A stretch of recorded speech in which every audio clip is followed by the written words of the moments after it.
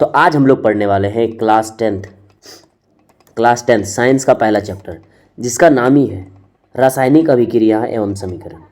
तो सबसे पहले हम लोग को ये समझना होगा कि ये जो रासायनिक अभिक्रियाएं होती हैं, ये रासायनिक अभिक्रियाएं क्या होती हैं। तो सबसे पहले हम इसी को समझेंगे। देखिए, अब रासायनिक अभिक्रिया किसको बोलते हैं? ऐसे परिवर्तन जिसमें नए गुण वाले पदार्थों का निर्माण होता है, उसे हम लोग क्या चीज़ बोलते हैं? रासायनिक समीकरण बोलते हैं। आप यहाँ देख सकते हैं। अब जरा हम बात करें यहाँ पे, जैसे हमारे पास क्या चीज़ था? दूध था। यहाँ पे हम लिख देते दूध। अब दूध था, अब दूध को हमने छोड़ दिया तो दूध क्या चीज़ बन गया? दही बन गया। तो देखिए, जो दूध है इसका गुण के मतलब दही का गुण अलग है, और जो यहाँ हमारा क्या चीज़ था? दूध था, तो दूध का गुण क्या चीज़ अलग है। तो जो हमारा दूध एक पदार्थ था वो क्या चीज़ बन गया? दही बन गया, दूसरा पदार्थ। तो पदार्थ तो दूध ही है, लेकिन दूसरा पदार्थ बन के क्या चीज़ किया? अपना गुण चेंज कर लिया। और इसी गुण के चेंज को हम लोग क्या चीज़ बोलते हैं? रासायनिक परिवर्तन। और यही यहाँ पे इसका डिफिनेशन भी, यहाँ पे आप इसका डिफिनेशन भी आप देख सकते हैं। ऐसे परिवर्तन जिसमें नए गुण वाले पदार्थ का निर्माण होता है, उसको हम लोग क्या चीज़ बोलते हैं? रासायनिक परिवर्तन बोलते हैं। अब हम लोग छोटा सा एक और एग्जाम्पल लेंगे और एग्जाम्पल की मदद से समझेंगे। यदि देखिए, अगर हमारे पास यहाँ पे क्या चाहिए, अगर यहाँ बात करें हमारे पास क्या चाहिए? हाइड्रोजन है। अब हमारे पास क्या चाहिए? हाइड्रोजन और क्या चाहिए? ऑक्सीजन। तो हाइड्रोजन और ऑक्सीजन मिलकर क्या चीज़ बना देता है? वाटर बना देता है, जिसको हम लोग क्या चीज़ बोलते हैं? H2O। तो H2O हम लोग को मिल जाता है कब? जब O2 प्लस H2। तो O2 और H2 रिएक्शन करके हम लोग को क्या चीज़ दे देता है? वाटर दे देता है। सिंपल सा बात है। तो जब यहाँ पे हम लोग बात करें, पेन का थोड़ा सा हम लोग कलर चेंज कर लेते हैं, हम लोग आ जाते हैं ग्रीन वाले में। अब जरा देखिए, अब यहाँ पे जो क्या चाहिए? हाइड्रोजन और ऑक्सीजन। तो जब बात करेंगे ये सब दोनों, तो ये सब दोनों यहाँ पे क्या चाहिए? कैसे काम करेगा? ये सब दोनों क्या चाहिए? एक अभिकारक है। तो हम लोग अभिकारक किसको बोलते हैं? अब देखिए, ये जो हमारे पास जो ये रिएक्शन आया, ये रिएक्शन कैसा है? ये एक रासायनिक अभिक्रिया है। रासायनिक अभिक्रिया में क्या चीज़ हुआ? जो हमारा हाइड्रोजन है और जो हमारा ऑक्सीजन है, ये सब दोनों रिएक्शन करके क्या चीज़ बना दिया? तो ये सब दोनों रिएक्शन करके जल बना दिया। तो रासायनिक अभिक्रिया में भाग कौन कौन लिया था? हाइड्रोजन और ये ऑक्सीजन, और ये सब दोनों मिलकर क्या चीज़ बना दिया? H2O बना दिया। तो सिंपल सा बात है, जो रासायनिक अभिक्रिया में भाग लेता है उसको हम लोग क्या चीज़ बोलते हैं? अभिकारक। और जो रासायनिक अभिक्रिया के दौरान बन जाता है, तो जो बन जाता है उसको हम लोग क्या चीज़ बोलते हैं? जैसे क्या बन गया था हमारा? वाटर। तो वाटर को हम लोग क्या चीज़ बोलेंगे? उत्पाद बोलेंगे, सॉरी उत्पाद। तो आपको बस इतना ध्यान में रखना है, और उसके बाद यहाँ पे कुछ भी नहीं। अभी जितना हमने पढ़ा, एक बार हम लोग फिर से फर्दर मतलब एक बात कर लेते हैं एक बार। जैसे हमने क्या पढ़ा? रासायनिक अभिक्रिया। तो रासायनिक अभिक्रिया क्या होता है? तो जब नए गुण वाले पदार्थों का निर्माण होता है तो हम लोग उसको क्या चीज़ बोलते हैं? रासायनिक अभिक्रिया। हमने क्या बताया अभी, और कि आप एक काम करो, H2 ले लो और O2 ले लो, ये सब दोनों रिएक्शन करके क्या चीज़ बना देगा? H2O बना देगा। तो जो हमारा H2 था, अगर बात करें जो हमारा H2 था और यहाँ पे O2, ये सब दोनों क्या चीज़ बना रहा है? H2O बना रहा है। तो ये हमारा H2 और ये जो O2, ये सब दोनों क्या चाहिए? जब बात करेंगे यहाँ पे ये सब दोनों H2 और O2, तो ये सब दोनों क्या चाहिए? अभिकारक है। तो अभिकारक किसको बोलते हैं? जो रासायनिक अभिक्रिया में भाग लेते हैं उसको बोलते हैं अभिकारक। और रासायनिक अभिक्रिया के दौरान जो बन जाता, तो बना क्या था? वाटर। तो ये क्या हो जाएगा? हमारा उत्पाद हो जाएगा। अब जरा देखिए, अब हम लोग कुछ साइन भी होते हैं कि हम लोग कैसे पता करेंगे कि भाई रासायनिक अभिक्रिया हुआ है कि नहीं भी हुआ है। तो रासायनिक अभिक्रिया पता करने का कुछ तरीका भी होता है। जैसे यहाँ पे कुछ लिखा हुआ, जैसे आप यहाँ पे देख सकते हैं, नीचे अगर आ जाएंगे हम लोग यहाँ पे अपना, ठीक है, देखिए क्या क्या लिखा हुआ? भोजन। जैसे कुछ रासायनिक अभिक्रिया के बारे में ही लिखा गया है पहले। जैसे अगर बात करेंगे लोहे में जंग लगना, लोहे में जंग लगना, ये हो गया। अगर दूसरा हम लोग एक और बात कर लेते हैं, ठीक है, जैसे दही जमना, दही का बनना या दही, दूध से दही का बनना, ठीक है, ये हो गया हमारे पास। और यहाँ एक और बात कर लेते हैं हम लोग, भोजन का पाचन। तो ये सब ऐसा चीज़ है जो हम लोग अपने दैनिक जीवन में देखने को हम लोग को मिलता है। तो अब ये सब जब बात करेंगे हम लोग, लोहे में जंग लग जाना, दही का जमना, ठीक है, दही का बनना, भोजन का पाचन, ये सब सभी क्या चाहिए? रासायनिक परिवर्तन है। अरे भाई, ये सब रासायनिक परिवर्तन है तो पता कैसे चलता है? सिंपल सी बात है, जब लोहा रहता है तो लोहा क्या चीज़ करता है? O2 ऑक्सीजन और आर्द्रता, ठीक है, ऑक्सीजन और आर्द्रता से क्या चीज़? अभिक्रिया करके अपने ऊपर, जैसे ये लोहा है तो क्या चीज़ करेगा? अपने ऊपर एक भूरे रंग की पतली परत जमा लेगा, जिसको हम लोग क्या चीज़ बोलते हैं, लोहे में जंग लग गया है। तो भाई जब बात करेंगे लोहा, तो लोहा का क्या चीज़, कुछ गुण अलग है, इसका भी क्या चीज़ होगा, कुछ ना कुछ तो चेंज होगा। तो वही हम लोग पढ़ने वाले हैं। जैसे हम लोग बात कर रहे थे यहाँ पे किसका, दूध का बात कर रहे थे, दूध था, और दूध से क्या चीज़ बन गया, दही। तो दूध का जो यहाँ पे दूध है, दूध का गुण अलग होगा, और जो हमारा दही है इसका गुण भी क्या होगा, अलग होगा। तो गुण के आधार पर ही हम लोग क्या चीज़ बताते हैं कि रासायनिक परिवर्तन हुआ है कि नहीं हुआ है। तो हम लोग पहले देख लेते हैं कि रासायनिक परिवर्तन के दौरान क्या क्या हम लोग को परिवर्तन देखने को मिलते हैं। तो देखिए यहाँ पे जो सबसे पहला लिखा हुआ क्या चीज़, अवस्था में परिवर्तन हो जाएगा। सबसे पहले क्या चीज़ हो जाएगा, अवस्था में परिवर्तन, यहाँ पे आपको देखने को मिल जाएगा। तो पहले अवस्था में परिवर्तन होगा, रंग में परिवर्तन हो जाएगा, और फिर क्या चीज़, तापमान में परिवर्तन हो जाएगा, और गैस का उत्सर्जन होगा। इतना कुछ देखने को मिलेगा कब, जब रासायनिक अभिक्रिया होगी तो इतना कुछ हम लोग को देखने को मिलेगा। जैसे आप यही बात कर लो, दूध से दही बन रहा है, तो आप जब दूध से दही बन रहा है तो आप जब बात करेंगे यहाँ पे किसका, हम लोग जब दही का बात कर रहे हैं, ठीक है। तो दही क्या चाहिए, पूरा लिक्विड के फॉर्म में नहीं रहता, लेकिन दूध पूरा का पूरा लिक्विड के फॉर्म में रहता। जब हम लोग बात करेंगे हमारा भोजन का पाचन, तो भोजन के पाचन के दौरान भी आप देख सकते हैं कि भोजन पहले कैसे रहता है और पचने के बाद कैसा हो जाता है। तो उसके क्या चीज़ होता है, उसके अवस्था में भी क्या होता है, परिवर्तन आता है, परिवर्तन देखने को मिलता है। तो एक बार हम लोग फिर से कर लेते हैं कि हमने अभी क्या क्या किया है। तो सबसे पहली बात हमने क्या पढ़ा, अभी तक हमने पढ़ा है क्या चीज़, रासायनिक अभिक्रियाएं क्या होती हैं। तो रासायनिक अभिक्रियाएं में हमने सबसे पहले ये जाना कि अगर कोई भी नए गुण वाले पदार्थ का निर्माण होता है तो उसको हम लोग क्या चीज़ बोलते हैं, रासायनिक अभिक्रिया। अरे भाई अगर नए गुण वाले पदार्थ बन रहे हैं मतलब पुराने पदार्थ से ही बन रहे होंगे। जैसे हम बता रहे बाबा दही, मेरे पास दूध था और दूध से क्या चीज़ बन गया, दही बन गया। क्या चीज़ बन गया, दही। तो गुण चेंज हो गया, नए गुण वाला पदार्थ बन गया, तो इसी को हम लोग क्या चीज़ बोलेंगे, रासायनिक अभिक्रिया बोलेंगे। अभी जो रासायनिक अभिक्रिया है, तो रासायनिक अभिक्रिया जब होता है तो कुछ हम लोग को परिवर्तन भी देखने को मिलता है। जैसे अवस्था में चेंज हो जाएगा, जैसे रंग में परिवर्तन हो जाएगा, तापमान में परिवर्तन हो जाएगा, और गैसों का उत्सर्जन होगा। इतना हमने देख चुका था। और यहाँ पे एक चीज़ और, जैसे अगर मैं हमारे पास क्या चाहिए, मैग्नीशियम है, क्या चाहिए, मैग्नीशियम। और जब मैग्नीशियम को खुले हवा में रखा जाता है, क्या चीज़ करता है, ये हवा के साथ अभिक्रिया करके क्या चीज़ बना देता है, MgO बना देता है, मैग्नीशियम ऑक्साइड। तो ये भी जो हम लोग को देखने को मिल रहा है, ये क्या चीज़, ये भी एक रासायनिक अभिक्रिया ही है। हमने यहाँ पे क्या देखा कि जो हमारे पास ये क्या था, मैग्नीशियम और ऑक्सीजन, ये सब दोनों आपस में रिएक्शन करके क्या चीज़ बना देता है, MgO, जिसको हम लोग क्या चीज़ बोलते हैं, मैग्नीशियम ऑक्साइड। अब यहाँ पे एक क्वेश्चन भी है। क्वेश्चन क्या है कि अगर हम लोग मैग्नीशियम ऑक्साइड को क्या चीज़ करते हैं, वायु में जलाते हैं, तो पहले इसको साफ क्यों किया जाता है। सिंपल सी बात है, अगर हमारे पास देखिए, अगर ये ऐसे एक मैग्नीशियम रिबन है, तो मैग्नीशियम रिबन को यदि हवा में रखेंगे तो ये क्या करेगा, अपने ऊपर मैग्नीशियम ऑक्साइड की एक परत जमा लेगा। कैसे जमा लेता भाई, क्योंकि अभी तो हम लोग जस्ट पढ़े, क्या पढ़े, कि मैग्नीशियम ऑक्सीजन के साथ अभिक्रिया करके मैग्नीशियम ऑक्साइड बना लेता है। तो अपने ऊपर, इसके ऊपर यदि एक परत जम गया, तो अगर इसको वायु के संपर्क में डायरेक्ट लाएंगे तब तो ये अच्छे से नहीं जलेगा। तो बस इसको अच्छे से जलाने के लिए हम लोग क्या चीज़ करते हैं, इसको जो है अच्छे से पहले साफ़ कर लिया जाता है। ठीक है, अब अच्छे से साफ़ कर लेंगे तो जो हमारा मैग्नीशियम रिबन है वो डायरेक्टली क्या चीज़ होगा, वायु के संपर्क में आ जाएगा। और अगर वायु के संपर्क में अच्छे से आएगा तो अच्छे से जलेगा। इसमें कुछ भी टफ नहीं था, कुछ भी एकदम सब कुछ बोल सकते, बहुत ज़्यादा आसान था। हम लोग एक बार और कर लेते हैं। जैसे हमने क्या बताया अभी कि अगर आपके पास मैग्नीशियम है और मैग्नीशियम को अगर O2 से अभिक्रिया करके क्या चीज़ बन जाता है, MgO बन जाता है, मैग्नीशियम ऑक्साइड। तो हम क्या बोले कि जो मैग्नीशियम के जो रिबन है, इसको जलाने से पहले अच्छी तरीके से साफ़ क्यों किया जाता है। तो सिंपल सी बात है, जो मैग्नीशियम का रिबन है ये ऑक्सीजन से अभिक्रिया करके अपने ऊपर मैग्नीशियम ऑक्साइड की परत जमा लेता है। अब इसके ऊपर परत है भाई, और सबको जानता है कि किसी भी चीज़ को जलने के लिए हम लोग को क्या चाहिए, जलने के लिए क्या चाहिए, वायु चाहिए। वायु, अगर ये वायु ये रिबन को मिलेगा, जितना अच्छा से मिलेगा उतना अच्छा से ये रिबन क्या अच्छी होगा, मैग्नीशियम रिबन हमारा, उतना अच्छा से हमारा मैग्नीशियम रिबन क्या अच्छी होगा, जलेगा।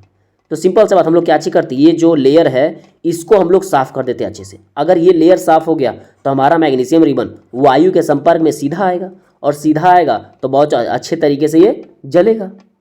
अब हम लोग और कुछ देख लेते हैं, जैसे रासायनिक परिवर्तन को हम लोग प्रदर्शित कैसे करते हैं। जैसे ये चैप्टर का नाम ही क्या था, रासायनिक अभिक्रियाएं। तो हमने कुछ अभी अभिक्रियाएं देखा, ठीक है। अब हम लोग देखेंगे यही अभिक्रियाओं को क्या होता है, समीकरण हो जाता है। तो समीकरण की जरूरत क्यों पड़ती है, अभी हम लोग यहीं देख लेते हैं।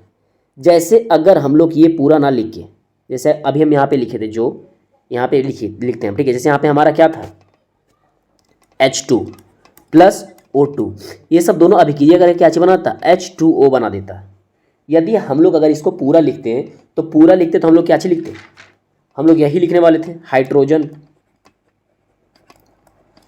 प्लस ऑक्सीजन, ये सब दोनों रिएक्शन करके क्या चीज़ बना देता, वाटर बना देता है। तो आप ही देखो, इसको इतना लंबा लिखना थोड़ा सा अजीब लग रहा है और अच्छा भी नहीं लग रहा है, ठीक है, अच्छी की बात नहीं, मतलब थोड़ा सा लग रहा है awkward। लेकिन अगर यही हाइड्रोजन को H2 के फॉर्म में लिख दें, यही ऑक्सीजन को O2 के फॉर्म में लिख दें, यही वाटर को इस फॉर्म में लिख दें, तो इसको समझना ज़्यादा आसान हो जाता है। तो यही जो इक्वेशन बनाते हैं, जो भी अभिक्रिया होता है, वो अभिक्रिया को हम लोग क्या चीज़ करते हैं, समीकरण के फॉर्म में लिख देते हैं। जैसे हमारे पास क्या चाहिए, अगर बात करें ये हमारे पास क्या चाहिए, तो ये हमारे पास जो है ये क्या चाहिए, एक अभिक्रिया है। अब यही अभिक्रिया को हम लोग क्या चीज़ करते हैं, जो यही अभिक्रिया, इसको हम लोग समीकरण के फॉर्म में लिख देते हैं। तो समीकरण को हम लोग क्या चीज़ करते हैं, जो हमारे पास फिर जो समीकरण आता है, तो समीकरण को हम लोग और भी ज़्यादा इंफॉर्मेटिव बनाते हैं। कहने का मतलब उसमें जितना, ये जो समीकरण हमारा, समीकरण में जितना इन्फॉर्मेशन हम लोग डाल सकते हैं उतना इन्फॉर्मेशन डालते हैं। तो हम लोग इन्फॉर्मेशन कैसे डालते हैं, हम लोग ये समझते हैं। जैसे अगर हम लोग बात करेंगे, हमारे पास क्या चीज़ था, यही मैग्नीशियम वाला लेते हैं। तो हमारे पास जो मैग्नीशियम का रिबन था, तो मैग्नीशियम का रिबन क्या चाहिए था, सॉलिड है। तो सॉलिड मतलब ठोस, ठोस के लिए S लगा देंगे।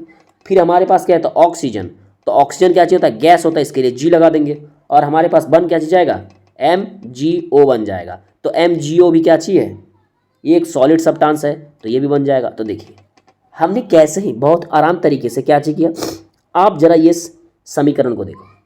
अगर हम लोग इसको अगर लिखना चाहते तो कैसे लिखते भाई, अगर इसको हम लोग लिखना चाहते थे, यहाँ पे क्या लिखते हम लोग, मैग्नीशियम तरह रहता है हमारा मैग्नीशियम, हम लोग यहाँ पे यही लिखते हैं मैग्नीशियम प्लस वायु, या फिर लिखते ऑक्सीजन, ऑक्सीजन, और ये बना क्या चीज देता था, magnesium oxide, magnesium, magnesium oxide. अब जरा खुद ही देखो आप, अब इतना लंबा लिखने छोड़ के हमने क्या किया, हमने बस थोड़ा सा किया, इस मैग्नीशियम को Mg लिख दिया, और ये ऑक्सीजन को O2 लिख दिया, और ये मैग्नीशियम ऑक्साइड को हमने MgO लिख दिया। तो ये जो इतना बड़ा अभिक्रिया था, हमने इसको इक्वेशन के फॉर्म में लिख दिया। तो यही इक्वेशन को और भी ज़्यादा इन्फॉर्मेटिव, मतलब और भी ज़्यादा अच्छा बनाने के लिए हमने क्या किया कि जो मैग्नीशियम था, मैग्नीशियम हमारा क्या चाहिए था, ठोस था, तो ठोस के लिए हमने क्या लगा दिया, S लगा दिया। अब ये जो हमारा वायु था, वायु हमारा क्या चीज़ था, गैस था, तो गैस के लिए हमने G लगा दिया। अब जो हमारा बनता है क्या चीज़, हमारा जो प्रोडक्ट बनता है, जिसको हम लोग बोलते हैं उत्पाद, तो हमारा उत्पाद क्या चीज़ बना, MgO। तो जो हमारा MgO है, मैग्नीशियम ऑक्साइड, ये क्या चीज़ है, सॉलिड है। आई होप आप लोगों को कुछ समझ में आ रहा होगा। तो बस जो हमारे पास समीकरण रहता है, उसको इन्फॉर्मेटिव बनाने के लिए हम लोग क्या चीज़ लगाते हैं, S लगाते हैं, G लगाते हैं, लिक्विड होगा तो L लगाएंगे, एक्वेटिक फॉर्म होगा, जलीय विलयन, तो हम लोग AQ लगाएंगे। अभी हम लोग इस सब के बारे में आगे पढ़ेंगे। अब देखिए एक बार हम लोग फिर से कर लेते हैं। अगर कोई भी रिएक्शन होता है, तो देखो अगर ये वाला रिएक्शन हुआ है, तो ये सब दोनों क्या चीज़ किया, अभिक्रिया में भाग लिया। तो जो अभिक्रिया में भाग लेता है उसको हम लोग क्या चीज़ बोलते हैं, उसको हम लोग क्या बोल देते हैं, उसको बोल देते हैं हम लोग अभिकारक। और जो बन के आता है अभिक्रिया के दौरान, जो बन के आता है, उसको हम लोग क्या चीज़ बोल देते हैं, उसको हम लोग बोल देते हैं उत्पाद। तो आपको बस इतना ही ध्यान में रखना है। अगर हम लोग ये वाला इक्वेशन भी ले रहे हैं, तो देखिए इस इक्वेशन में हाइड्रोजन और ऑक्सीजन क्या चाहिए हमारा, तो हाइड्रोजन और ऑक्सीजन क्या चाहिए, अभिकारक है, क्योंकि अभिक्रिया में यही सब दोनों भाग ले रहा है। बन के क्या आ रहा है हमारा, वाटर, तो वाटर हमारा क्या चीज़ हो जाएगा, उत्पाद हो जाएगा। अगर यही हम लोग सेम प्रोसेस इसमें अपना लें कि जो मैग्नीशियम और ऑक्सीजन, तो ये सब दोनों क्या चीज़ हो जाएगा हमारा, ये सब दोनों हो जाएगा अभिकारक। और बन के क्या आया हमारा, मैग्नीशियम ऑक्साइड, तो मैग्नीशियम ऑक्साइड हमारा क्या चीज़ हो जाएगा, उत्पाद। आई होप आप लोग को यहाँ तक कुछ समझ में जरूर आया होगा। अब हम लोग बढ़ते हैं आगे और देखते हैं क्या होता है, क्या हम लोग को और पढ़ना है। अब जरा देखिए आप, यहाँ पे हमने क्या चीज़ किया, वही फिर से हमने क्या किया, यहाँ पे वही वाला समीकरण लिया। ये देखिए हम लोग समीकरण को एक बार आराम से लिखते हैं, तब हम लोग को ज़्यादा समझ में आएगा। जैसे हमने क्या चीज़ लिया, सबसे पहली बात हमने लिया है जिंक। हम लोग यहाँ पे लिखते हैं आराम से किनारे, जिंक। अब जिंक को हमने अभिक्रिया करवाया किससे, सल्फ्यूरिक अम्ल से, सल्फ्यूरिक अम्ल। तो देखिए जिंक और सल्फ्यूरिक अम्ल ये सब दोनों अभिक्रिया करके जो हम लोग को प्रोडक्ट मिला, ठीक है, तो प्रोडक्ट जो मिला हम लोग यहाँ नीचे लिखते हैं। तो हम लोग को क्या चीज़ मिला, जिंक सल्फेट मिल गया है, जिंक सल्फेट, जिंक सल्फेट और प्लस हाइड्रोजन है, ठीक है, नीचे आ गया हमारा हाइड्रोजन। ये हमारा हाइड्रोजन थोड़ा कहाँ गया, नीचे हाइड्रोजन। अब जरा देखो आप कि हमने ये जो इतना बड़ा इक्वेशन लिखा, इतना बड़ा इक्वेशन लिखने का क्या ज़रूरत है क्या? बिल्कुल ज़रूरत नहीं है। ये देखिए हम लोग एक बार फिर से करते हैं और इसको क्या चीज़ करते हैं, फिर अच्छे से हम लोग अच्छे ढंग से पढ़ेंगे। जैसे एक बार हम फिर लिख लेते हैं अच्छे से। अगर हम यहाँ पे बात करें हमारे पास क्या चाहिए था भाई मेरे, तो हमारे पास यहीं से लिखते ताकि देखिए आप यहीं पे देखो, ये जो हमारा क्या चाहिए, जिंक है, और बगल में क्या चाहिए हमारा, सल्फेट है। तो जिंक और सल्फेट अभिक्रिया करके क्या बना देता है, जिंक सल्फेट, और क्या चीज़ बना देता है, हाइड्रोजन बना देता है। अगर हम लोग इसको डायरेक्ट लिख लें, अगर हम लोग यहाँ पे क्या चीज़ लिख लें कि हमारे पास क्या चाहिए था भाई, जिंक था। अब जिंक जो है सल्फ्यूरिक अम्ल से अभिक्रिया करके H2SO4 से अभिक्रिया करके क्या चीज़ बना देता है, ZnSO4, जिसको बोलते हैं हम लोग जिंक सल्फेट, प्लस क्या चीज़ हो जाता है, हाइड्रोजन। तो जो इतना लंबा लिफाफा लिखने का जरूरत था वो हम लोग को जरूरत नहीं पड़ता। जैसे हमने ये इक्वेशन लिखे, समीकरण लिखे, डायरेक्ट सॉल्व कर लिया। अगर हम समीकरण नहीं लिखते तो हम लोग को क्या लिखना पड़ता, जिंक के यहाँ पे क्या लिखना पड़ता हम लोग को, ये रहा हमारा जिंक, और ये जो हमारा यहाँ पे क्या लिखना पड़ता हम लोग को, सल्फ्यूरिक अम्ल, सल्फ्यूरिक अम्ल। और हमारा यहाँ पे बन क्या चाहिए, ये बन जाता हमारा जिंक सल्फेट, जिंक सल्फेट, और ये हमारा पे यहाँ पे क्या चाहिए होता, हाइड्रोजन। तो आप खुद देखो जो इतना बड़ा हमने इक्वेशन लिख रखा, इतना बड़ा जो हमने इक्वेशन ये सब लिख रखा है, इक्वेशन बोल दो समीकरण। अब समीकरण को लिखने के लिए, समीकरण सॉरी, जो इतना बड़ा हमने अभिक्रिया लिख रखा है, ये इतना बड़ा अभिक्रिया लिखने का क्या जरूरत है। इस अभिक्रिया को हम लोग समीकरण के फॉर्म में लिख सकते हैं। जिंक को हमने जिंक लिख दिया, सल्फ्यूरिक अम्ल को हमने H2SO4 लिख दिया, और हमारा प्रोडक्ट क्या बना, ZnSO4, जिसको हम लोग बोलते हैं जिंक सल्फेट, और हमारा हाइड्रोजन। तो सिंपल सा अगर बात हम लोग यहाँ पे बोलेंगे कि जो यहाँ पे जिंक है और क्या सल्फ्यूरिक अम्ल, ये सब दोनों क्या चाहिए हमारा यहाँ पे अभिकारक है, ये सब दोनों क्या चाहिए अभिकारक है। और जो बन के आया है जिंक सल्फेट और क्या चाहिए H2, ये सब दोनों क्या चाहिए हमारा उत्पाद है। अब यहाँ पे जरा अब एक चीज़ देखो, जो भी हम लोग इक्वेशन लिखते हैं, जो भी हम लोग समीकरण नीचे लिखते हैं, तो समीकरण लिखने का एक तरीका होता है। तो भाई मेरे समीकरण लिखने का क्या तरीका होता है, तो इसके कुछ चरण है जिसको हम लोग को फॉलो करना पड़ेगा। जैसे अगर बात करें, हमने ये वाला इक्वेशन यहाँ पे लिख रखा है, ठीक है, ये इक्वेशन। तो इक्वेशन हम लोग हमेशा क्या चीज़ करते हैं, जो भी समीकरण लिखते हैं इसको हम लोग क्या चीज़ करते हैं, संतुलित करते हैं। तो हम लोग ये भी जानेंगे कि इक्वेशन को आखिर संतुलित करना क्यों आवश्यक है। तो अगर बात करें यहाँ पे हम लोग एक, जिसको हम लोग बोलते हैं क्या, द्रव्यमान संरक्षण का नियम। हमने द्रव्यमान संरक्षण का नियम क्लास 9 में भी पढ़ा था, ठीक है। अब द्रव्यमान संरक्षण का नियम क्या बोलता है, द्रव्यमान संरक्षण का नियम। तो द्रव्यमान संरक्षण का नियम ये है कि ना तो हम लोग द्रव्यमान को बना सकते हैं, ना ही द्रव्यमान का क्या चीज कर सकते हैं हम लोग, विनाश कर सकते हैं। मतलब जो द्रव्यमान था वही द्रव्यमान शुरू में भी रहेगा और वही द्रव्यमान लास्ट में भी रहेगा। जैसे ये सब दोनों हमारे पास क्या है था, अभिकारक। तो ये सब दोनों अभिकारक में जितना द्रव्यमान होगा, उत्पाद भी उतना ही द्रव्यमान बनाएगा, यही है। अब यही स्टेटमेंट को फॉलो करने के लिए हम लोग क्या चीज करना पड़ेगा, जितना जितना जो पदार्थ इधर है उतना क्या चाहिए इधर भी होना चाहिए। दोनों और पदार्थों की संख्या क्या चाहिए होनी चाहिए, बराबर होनी चाहिए। तभी यहाँ पे हमारा क्या चाहिए होगा, तभी हमारा द्रव्यमान संरक्षण का जो नियम है वो क्या चीज करेगा, फॉलो करेगा। आई होप आप लोगों को कुछ समझ में आज जरूर रहा होगा। हम लोग यहाँ पे एक बार फिर से पेन का कलर चेंज करते हैं और हम लोग अच्छे से एक बार समझते हैं, ठीक है। कोई दिक्कत नहीं इसमें, एकदम बिल्कुल सा आसान सा है। काला कलर ले लेते हैं हम लोग। देखिए मैंने अभी तक यहाँ क्या बताया, कुछ भी नहीं। हमने कल क्या बताया कि चलो देखो, जो इतना लंबा लिफाफा हमारे पास अभिक्रिया लिखा हुआ था, ये अभिक्रिया को हम लोग समीकरण के फॉर्म में लिख दिए। फिर हम लोग एक नया चीज़ पढ़े, क्या चीज़, समीकरण को संतुलित करना। तो भाई समीकरण को संतुलित क्यों करना पड़ता है, तो अभी हम क्या बताएं, द्रव्यमान संरक्षण का नियम। तो द्रव्यमान संरक्षण का नियम क्या कहता है, तो द्रव्यमान संरक्षण का नियम यही कहता है कि ना ही हम द्रव्यमान को उत्सर्जित कर सकते हैं, ना ही इसका विनाश कर सकते हैं। कहने का मतलब अभिकारक में जितना द्रव्यमान था, उत्पाद में भी उतना ही द्रव्यमान होना चाहिए। अगर ये सब दोनों होगा तो द्रव्यमान संरक्षण का नियम फॉलो होगा।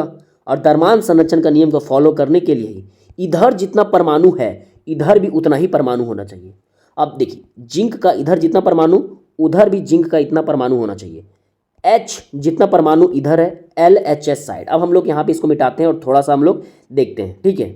देखिए इसको जैसे कि हमने मिटा लिया। अब यहाँ पे मैं बताता हूँ आपको, जैसे हमारे पास यहाँ क्या था, जैसे हमारे पास यहाँ पे क्या चाहिए था, Zn प्लस H2SO4 और बन क्या चाहिए था, ZnSO4 प्लस H2। अब यहाँ पे देखो Zn, ठीक है, और यहीं पे क्या चाहिए था हमारा H2 और क्या चाहिए SO4। तो सिंपल सा बात है, जितना Zn एक LHS होगा, एक हमारा इधर क्या चाहिए होगा RHS। तो सिंपल सा बात है, जितना Zn हमारे LHS इस साइड होगा उतना Zn हमारे RHS इधर भी होना चाहिए। जितना हाइड्रोजन इधर है उतना ही हाइड्रोजन इधर होना चाहिए। खाली हम लोग H लिखेंगे, H2 हो गया, कोई दिक्कत नहीं। अब जितना SO4 इधर है उतना SO4 इधर भी होना चाहिए, तभी क्या होगा, द्रव्यमान संरक्षण का नियम फॉलो करेगा। क्योंकि परमाणुओं की संख्या क्या होनी चाहिए, बराबर। तो जितना जिंक का परमाणु LHS इधर है उतना ही RHS में होना चाहिए। जितना हाइड्रोजन का परमाणु LHS लेफ्ट हैंड साइड, ये हमारा लेफ्ट हैंड साइड हो गया, ये हमारा राइट हैंड साइड हो गया। तो हाइड्रोजन का जितना परमाणु लेफ्ट हैंड साइड है उतना ही हाइड्रोजन का परमाणु हमारा राइट हैंड साइड होना चाहिए। अब जितना यहाँ पे SO4 जितना इधर है हमारे LHS में उतना ही SO4 हमारे RHS में होना चाहिए। अगर ऐसा हो जाता है तो हम लोग किसको फॉलो करते हैं, अगर ऐसा हो जाता है तो हम लोग फॉलो कर रहे हैं किसको, द्रव्यमान संरक्षण का नियम को हम लोग फॉलो कर रहे हैं। और द्रव्यमान संरक्षण का नियम हम लोग को फॉलो करना ही होगा। मतलब हम लोग क्या चीज कर रहे हैं, तो अगर कोई पूछेगा कि हम लोग इक्वेशन को बैलेंस क्यों करते हैं, तो द्रव्यमान संरक्षण के नियम को सही करने के लिए हम लोग बैलेंस करते हैं। द्रव्यमान संरक्षण का नियम सही ही होता है। तो यहाँ पे कुछ हो गया। अब जैसे हम लोग कुछ एग्जाम्पल लेंगे और एग्जाम्पल के थ्रू कुछ समझेंगे। जैसे देखिए आपके नीचे एक एग्जाम्पल दिया हुआ, जैसे आप इस एग्जाम्पल को देख सकते हैं। पहले मैं इसको पूरा का पूरा एकदम मिटाई देता हूँ। अब हम लोग देखते हैं एक अच्छा सा एग्जाम्पल। जैसे आपके सामने एग्जाम्पल लिखा हुआ है, आपके सामने एक अभिक्रिया लिखा हुआ है, ठीक है, समीकरण लिखा हुआ है। इस समीकरण को मैं यहाँ पे लिखता हूँ इधर, ठीक है। जैसे क्या चाहिए Fe, हम लोग क्या चीज़ करते हैं, कुछ और इक्वेशंस लेते हैं। जैसे हमारे पास यहाँ क्या चाहिए, Fe प्लस H2O, ये बना क्या चीज़ देता है, Fe3O4 प्लस H2। तो ये हमारे पास इक्वेशन है। अब जरा एक बार फिर से इक्वेशन को देखो। हमने यहाँ पे क्या लिखा है कि हमारे पास क्या चाहिए, Fe और H2O, ये बना क्या जाता है Fe3O4 और H2। ये यहाँ पे थोड़ा सा गलत हो गया है, ये इसको हम हटा देते हैं। चलिए ये थोड़ा गलत हो गया। अब जरा देखिए हमको क्या चीज़ करना है, इस इक्वेशन को क्या चीज़ करना है, बैलेंस करना है। इक्वेशन को बैलेंस करना मतलब इस इक्वेशन को संतुलित करना है। तो इस इक्वेशन को हम लोग संतुलित कैसे करेंगे, चलिए आइए पहले हम लोग पेन का कलर चेंज कर लेते हैं और फिर अच्छे से करते हैं। पेन का कलर हम लोग रेड कर लेते हैं। अब जरा देखिए अगर हम बात करेंगे यहाँ पे Fe, ठीक है, तो हम बात करते हैं यहाँ पे Fe और क्या बात करते हैं फिर H और फिर क्या बात करेंगे O। अब जरा यहाँ पे देखो हम लोग इसको ले लेते हैं LHS और ये हमारा क्या होगा RHS, ठीक है। अब जरा देखो अगर बात करेंगे हम लोग अपने इधर, तो इधर Fe कितना है भाई, आप देख के बताओ इधर Fe कितना है भाई। तो देख के ही पता चल रहा है कितना Fe है, एक Fe है। यहाँ पे हम लोग फिर से एक बार पेन का कलर चेंज कर लेते हैं। तो हमने देखा कि हमारे पास इधर कितना Fe है, एक है। अब आ जाते हैं अपने RHS पे।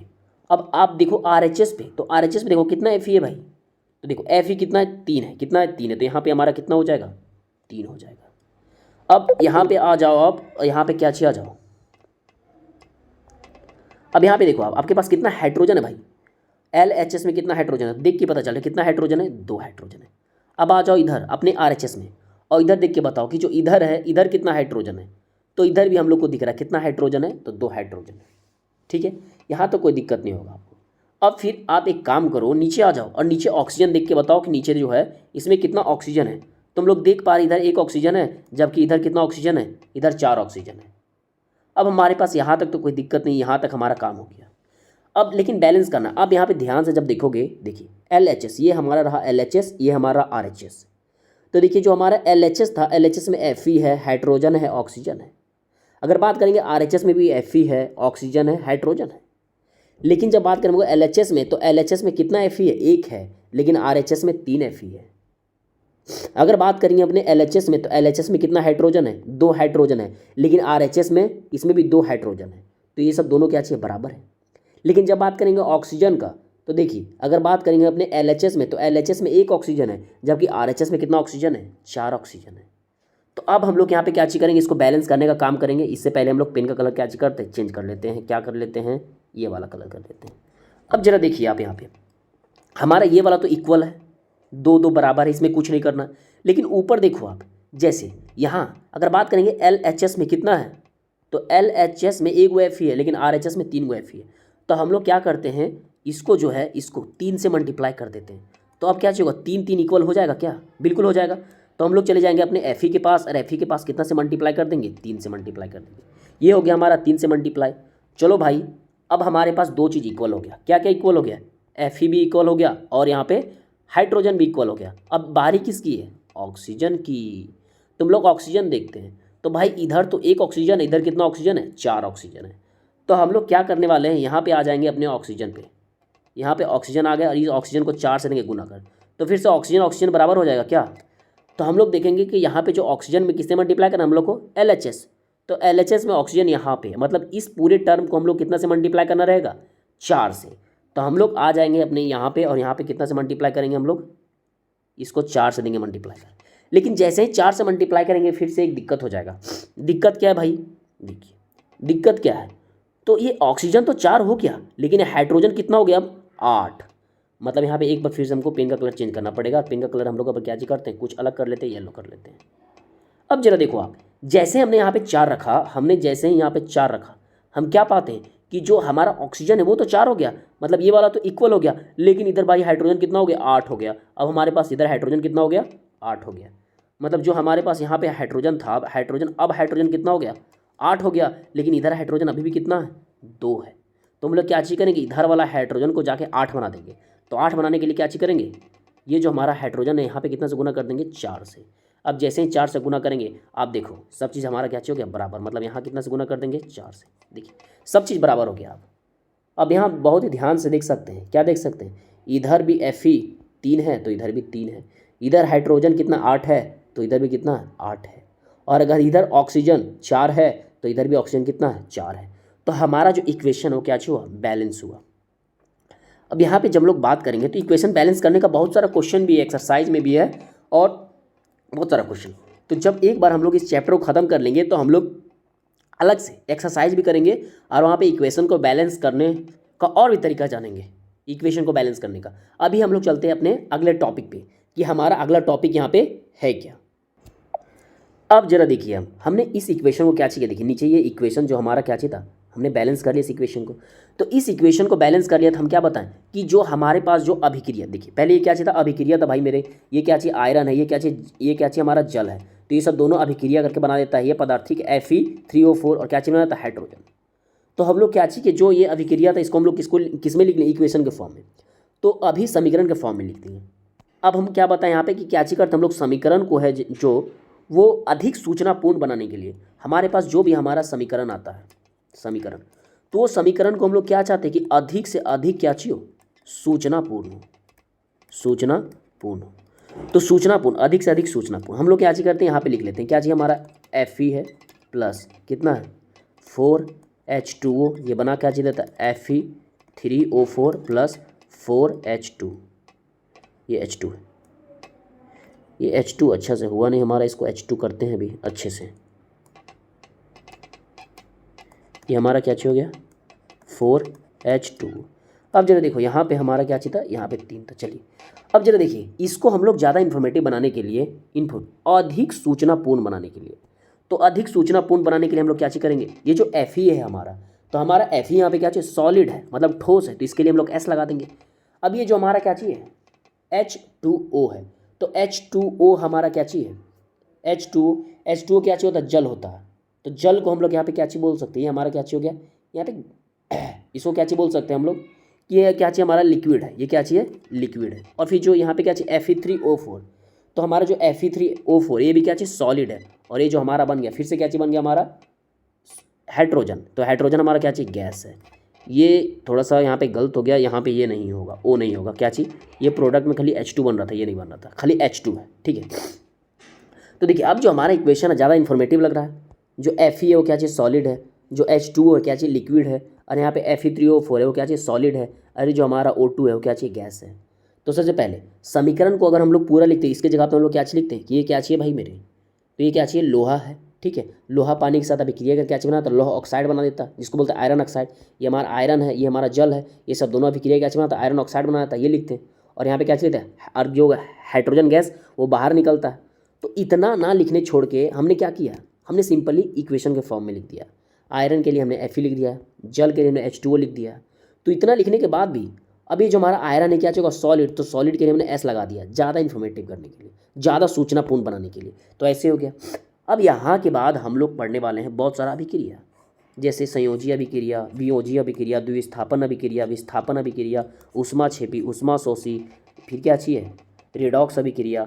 तो इस सब अभिक्रिया को हम लोग करेंगे अपने अगले क्लास में। आज तक के लिए इतना ही, धन्यवाद।